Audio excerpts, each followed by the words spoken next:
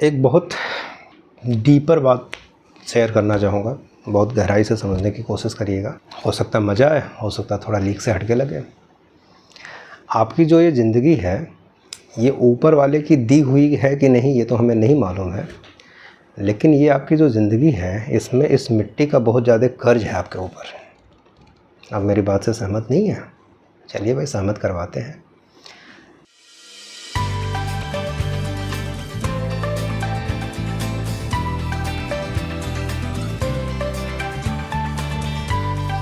Overall इसको दूसरे तरीके से समझिए कि आपकी जो ज़िंदगी है वो इस देश और इस वर्ल्ड की सेवा करने के लिए या फिर इस देश की जीडीपी का बहुत इम्पोर्टेंट पार्ट है।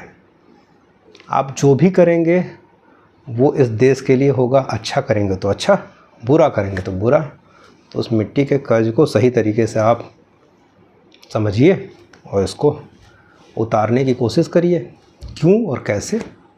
तो सर क्यों? इसलिए क्योंकि एक माइन्यूट सा स्पर्म और एक माइन्यूट सा ओवा फर्टिलाइज करके इस जीवन की शुरुआत करता है। तो जो भी न्यूट्रिशन, प्रोटीन, फैट, मिनरल, जो भी चीज़ें आप लेते हैं वो इस मिट्टी की ही दी हुई है। और एक दिन ये जो शरीर है ये भी पंच तत्वों में विलीन हो जाएगा, जो पंच तत्वों से मिलकर बना हुआ है। ठीक है सर? तो इसीलिए ज़रूरी क्या है, जिस चीज़ को एग्जिस्टेंस में आप लाए और जिस वजह से लाए, यदि आप उसी को जस्टिफाई ना कर पाए तो ज़िंदगी का कोई मकसद नहीं है।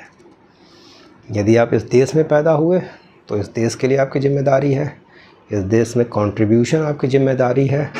दूसरे एग्जांपल से समझ लीजिए सर, भाई पैसों से कमा के आप अमीर बन गए, महंगी गाड़ी ख़रीद ली आपने, खूब तेल डलवाया, खून पीने वाली गाड़ी ख़रीद ली जिसमें पेट्रोल बहुत ज़्यादा कंज्यूम हो रहा है। क्या फ़र्क पड़ता है भाई, पैसा हमने कमाया तो हम पेट्रोल खूब ज़्यादा खर्च करेंगे, किसी के बाप का थोड़ी है।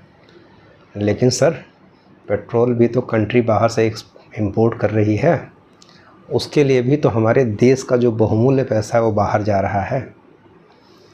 ठीक है भाई, बॉडी साड़ी बना रहे हैं हम, तगड़ा बनाना है, अच्छी फसल और अच्छा अनाज खाना है, उसको उपजाने में किसान बेचारा फर्टिलाइज़र यूज़ कर रहा है और फर्टिलाइज़र बनाने वाली कंपनियां विदेशी भी हैं, देसी भी हैं, तो पैसा भी विदेश जा रहा है, बाहर जा रहा है।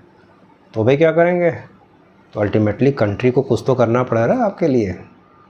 बेसिक जिम्मेदारी क्या है सर? बेसिक जिम्मेदारी बस इतनी सी है कि इस देश के लिए जो डेडिकेशन है और जो रिस्पॉन्सिबिलिटी है उसको समझिए। आपकी ज़िंदगी इस देश के लिए एक बहुमूल्य तोहफ़ा है, और इस देश के लिए नहीं, इस वर्ल्ड के लिए भी। आप जो भी कंज्यूम करेंगे वो इसी इन्वायरमेंट का हिस्सा होगा। तो कुछ बच्चों के लिए भी छोड़ दिया जाए और कुछ बच्चों के लिए लगा दिया जाए, पेड़ पौधे ही लगा दिया जाए, ऑक्सीजन ही थोड़ा सा मिलेगा इन्वायरमेंट को, क्योंकि वो थोड़ा थोड़ा ऑक्सीजन की डिमांड और उसकी यूटिलिटी तब समझ में आ रही थी जब कोरोना में लोग एडमिट थे, ऑक्सीजन ऑक्सीजन चिल्ला रहे थे। ठीक है सर? तो इसीलिए अपनी इस ज़िंदगी को जस्टिफाई करिए और रेगुलर तरीके से जस्टिफाई करिए। जो भी संसाधन हैं वो सीमित हैं, उसका यूटिलाइजेशन इस तरीके से होना चाहिए ताकि हमारे फ्यूचर की जो हमारी ऑफस्प्रिंग है, यानी हमारी नेक्स्ट जनरेशन है, उनको भी मिले, वो बेचारे कॉम्प्रोमाइज़ ना करें। अपनी लाइफ को सही तरीके से जिए। यदि आप बीमार भी होते हैं तो इस देश को ही कर्ज में जाना पड़ता है। बीमार होंगे, फार्मा कंपनियों से दवाइयाँ आएंगी, कुछ देसी दवाइयाँ कंपनियों की और कुछ विदेशी कंपनियों की दवाइयाँ, पैसा फिर बाहर चला गया, फिर देश कर्ज में आ गया। सो दैट्स वाई जीडीपी को मेंटेन करना है और सही बनाना है, ऊंचा बनाना, तो बीमार भी नहीं होना है। विडंबना देखिए, गवर्नमेंट दो एरिया में सबसे ज़्यादा इन्वेस्टमेंट करती है और इन दोनों जगहों से कंट्री और देश को कुछ नहीं मिलता है, एजुकेशन एंड हेल्थ। हॉस्पिटलों को खोलने में बहुत ज़्यादा फंडिंग लगती है, बहुत पैसा लगाना पड़ता है, मेडिकल कॉलेज खोलने पड़ते हैं, डॉक्टरों के पीछे लाखों करोड़ों रुपए खर्च करने पड़ते हैं। उसके अलावा बाकी इंफ्रास्ट्रक्चर डेवलप करने में पैसा लगता है। इससे गवर्नमेंट को कुछ नहीं मिलता है, गवर्नमेंट का लॉस है। लेकिन गवर्नमेंट की बेसिक जिम्मेदारी है हेल्थ और एजुकेशन, इसलिए पैसे पानी की तरह बहाए जाते हैं। लेकिन फिर भी गवर्नमेंट ये तो एक्सपेक्ट करती है कि आप पढ़ लिख के एक अच्छे नागरिक बनेंगे और आपकी हेल्थ अच्छी रहेगी तो आप इस जीडीपी में कंट्रीब्यूशन प्ले करेंगे, न कि जीडीपी को गर्त में ले जाएंगे। फिट बने रहेंगे तभी तो दौड़ेंगे सर, तभी तो काम करेंगे। तो ज़रूरी क्या है? ज़रूरी ये है इन दोनों की यूटिलिटी को समझिए। इसीलिए मोदी जी ने शुरू किया योगा, पूरे तो देश से लेकर विदेशों तक में फैला दिया। तो एक नॉर्मल एक्टिविटी को तो मेंटेन रखिए। Physical exercise is very necessary, और ज़रूरी यह है कि अपनी हेल्थ को मेंटेन रखिए।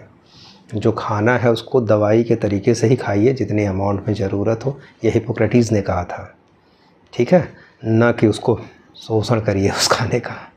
Thank you very much. एक जिम्मेदार नागरिक बनिए और देश के विकास में अपना रोल और कंट्रीब्यूशन प्ले करिए। Thank you very much.